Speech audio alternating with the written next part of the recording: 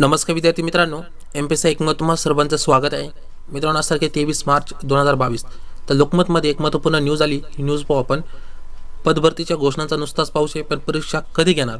विद्यार्थ्यांचा सवाल आहे. 5 वर्षात 867 पदांच्या 2 जाहिराती आल्या. पशुसंवर्धन विभागाची टोलवाट टोली म्हणून एक जिवंत उदाहरण तुम्ही स्क्रीन पाहू शकता की राजकारणी फक्त पदभरतीच्या घोषणा करतात.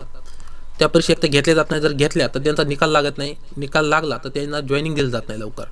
ओके, अशामध्येच एक पदभरती रखडली पशुसंवर्धन विभागाची. तर पुन्हा न्यूज पाहू आपण.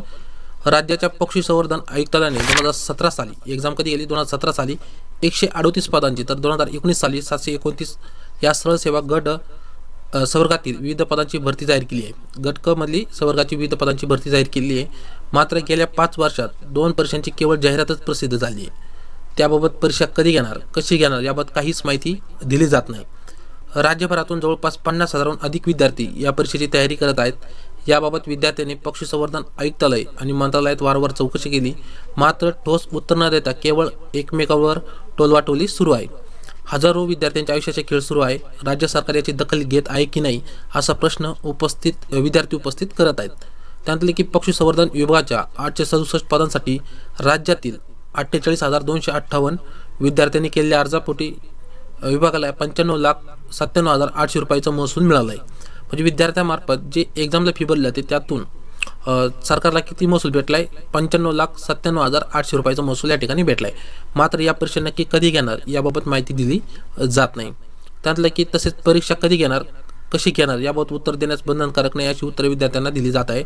पशुसंवर्धन आयुक्तालय आणि मंत्रालयातील सचिवालय यांच्या टोलवाटोलवीत आता राज्य सरकारने लक्ष घालून यावर लवकरात निर्णय जाहीर करावा अशी मागणी विद्यार्थी करत आहेत. एक्झाम फॉर्म कधी भरले 2017 साली आणि 2019 साली, पण अजून एक्झाम नाही झाली. आता विद्यार्थ्यांनी जर 2-3 वर्ष झाले चौकशी केली तर विद्यार्थ्यांना टोलाटोलीची उत्तरं दिली जात आहेत. ओके, यावरून समजा की विद्यार्थ्यांच्या आयुष्याचा किती मोठा खेळ चालला आहे राजकारणामार्फत. किशोर काळे परीक्षार्थी लातूर यांच्यामार्फत एक कमेंट्स आली, बघू आपण. राज्यातील बेरोजगारीचा प्रश्न गंभीर होत आहे. कोविडमुळे प्रभावित झाले वाणिज्य क्षेत्र आणि त्या अनुषंगाने नोकऱ्यांवर ओढवलेली संक्रांत यामुळे बेरोजगार हवालदिल झालेला आहे. एक सरकारी नोकरी म्हणजे संपूर्ण कुटुंबाच्या सर्वांगीण प्रगतीची शाश्वतता असते. सरकारने या प्रश्नाकडे गांभीर्याने लक्ष देत बेरोजगारांना आधार द्यावा. तुम्ही पाहिलं असून कोविड किंवा कोविडच्या आधीपासूनच मोठ्या प्रमाणावर बेरोजगारी होती. एक्झाम सुद्धा एक तर सरकार भरती नाही झाली आणि प्रायव्हेटमध्ये सुद्धा तेच इश्यू मोठ्या प्रमाणात तुम्हाला पाहायला भेटतो. ओके, 2017 पासून त्याच्या आधीपासून सुद्धा नोकर भरती नाही ना. हे वर्ष आता 2022 पर्यंत सुद्धा सरळ सेवेची भरती कोणतीच कंप्लीट अजून झालेली नाही. त्यानंतर जाहिरात कोणी काढली त्यांनाच विचार, असं एक कमेंट आहे बघा. एमपीसी समन्वय समितीचे महेश गरबुडे यांनी सांगितले की याबाबत आम्ही सातत्याने पाठपुरावा करीत आहोत. माहितीच्या अधिकारात माहिती मागितली, मात्र त्यावर मंत्रालयातील सचिवालय म्हणते जाहिरात कोणी काढली. त्यांनाच परीक्षा कधी घेणार याबाबत विचारात तर पशुसंवर्धन आयुक्तालय म्हणते मंत्रालयातून पदभरतीला मान्यता मिळत नाही. गेल्या 5 वर्षापासून टोलवाटोली सुरू आहे. तर या प्रकारामुळे विद्यार्थ्यांमध्ये प्रचंड निराशेचे वातावरण आहे. आता तुम्ही या ठिकाणी समजू शकता, पदभरती काढली 138 पदांची 729. या ठिकाणी म्हणतात की आता ज्यांनी पदभरती काढली त्यांनाच विचारा, मंत्रालयातून पदभरतीला मान्यताच मिळाली नाही.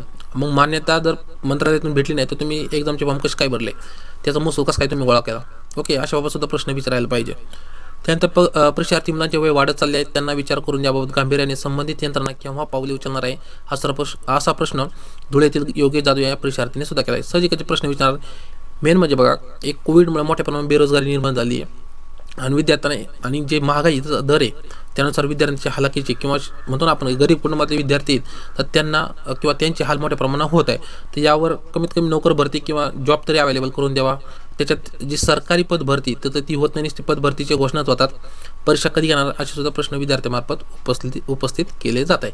तर मित्रांनो, या न्यूज संदर्भात तुमच्या काय प्रतिक्रिया आहेत कमेंट बॉक्समध्ये नक्की कळवा. व्हिडिओ आवडत असेल की व्हिडिओ लाईक करा. चॅनलला सबस्क्राईब नसेल तर चॅनल नक्की सबस्क्राईब करा.